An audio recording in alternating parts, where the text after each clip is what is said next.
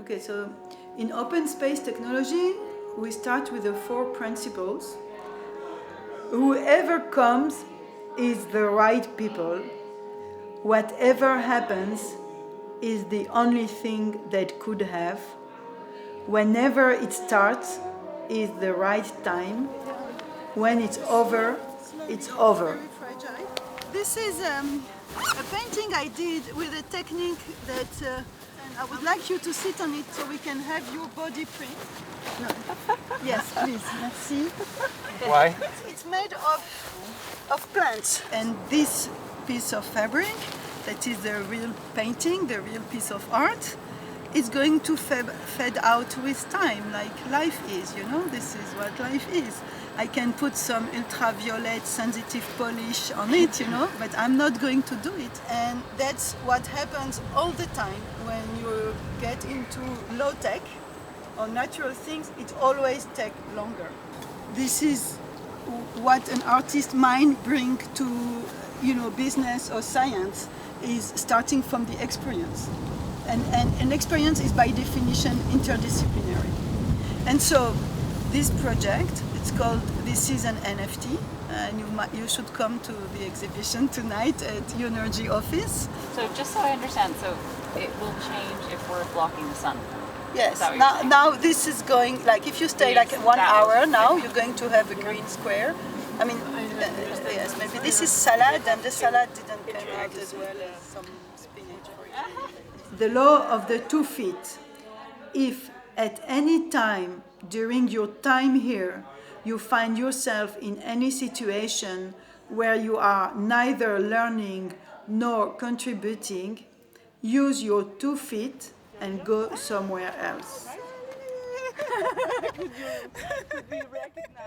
The Cryptocarbon Ecosystem event in Lisbon is for people in Web3 who are already experienced what it is to participate permissionlessly in a global network of value. And we wanted to bring that crowd together with solar regenerative projects that also value the local, regional, decentralized, naturally independent, that they are going to drive the price of carbon ton so that it pays off. How much does a ton of carbon cost? Just guessing. One guess. Like 100 something? How much? 100 something? 100. That should be the price. If we want to get to a stage where we're under 2 degrees of Celsius, and that should be the price that we hit by 2030 to really create incentives, but we're not there. You don't need validators.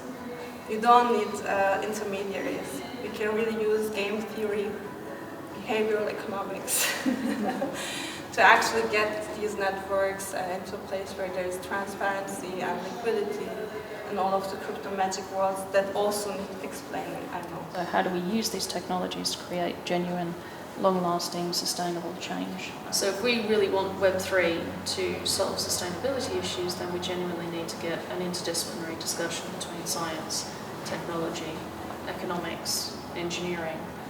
So I differentiate between computer science and engineering being the people who actually take the stuff into the real world, right? That's it from me, very short and sweet really. But I'm looking forward to see what we come up with today.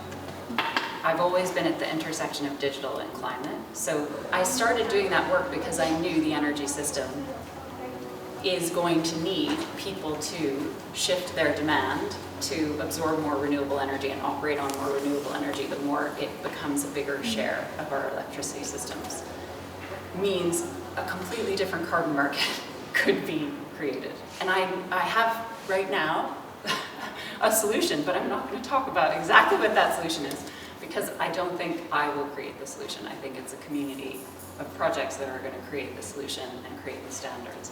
So I really wanted to come to an event like this and meet other people in the Web3 community again, because I've been out of it for a while, in order to be like, what? How do you see these? I might have a piece of the puzzle Yeah. to work together. Okay, we want to start a data-driven farming laboratory. If we can prove that based on the age of the olive tree, we have so and so much more water retention on average in a certain, or so and so much, do we have more CO2 capture? Could we issue carbon credits? What quality of carbon credits would that be, etc.? And how can we not only maybe measure what is happening in the land with the crop, right, and the biodiversity, but how is the whole farm powered? Is it powered by solar energy? And how can that be measured, tokenized, rewarded, etc.? That could be the next iteration of it, right? Not just measure from the hardware, but we also need human input. How do we combine these two? Big question. We don't know. Big question. We don't know. Any lab will do, but that would be super important. How do we make people actually care and actually participate? And like when we think behavioral change, we usually start with two questions. Like you start with, okay, what are people doing right now? Why we don't like what they're doing, and what do we want them to do instead, given that we know better than they do.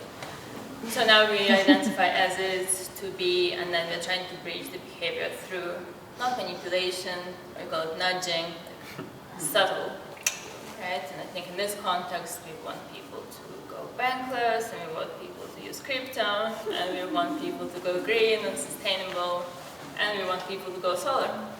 And it's all fine, but then the other question is, what do people want? And that's how reality is created.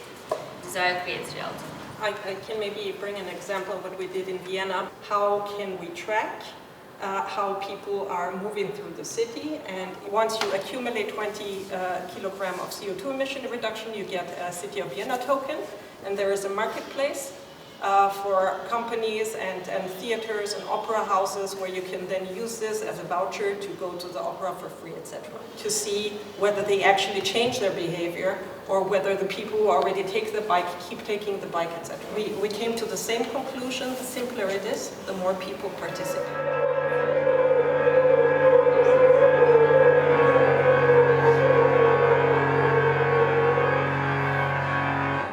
Basically, we had great fun. It was an amazing curation done by a civil engineer and a computer scientist with their network of artists, artisans, musicians, performance actors, and yeah, it's an amazing collage that came together this evening.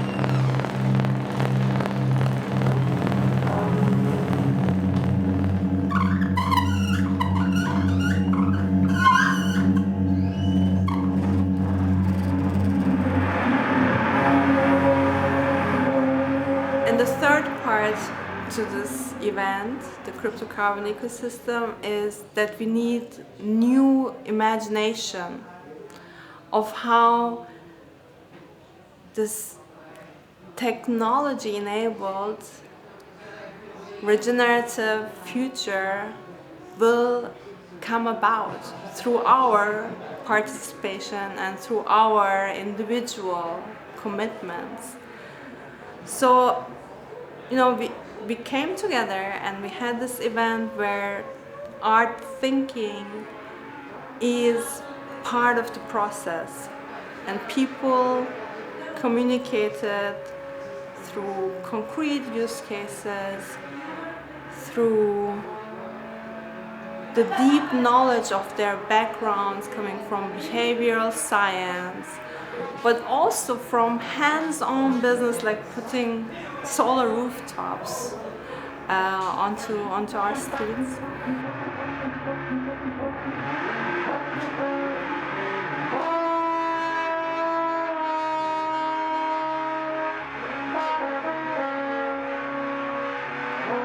So this workshop was really about creating a collaborative exchange of the insights of the participants.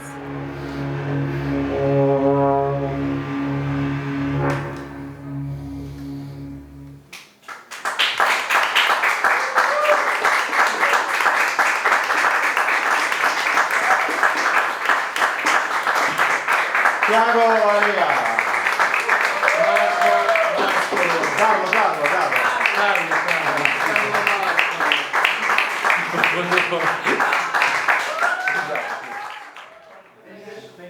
Ancora, ancora, ancora, ancora.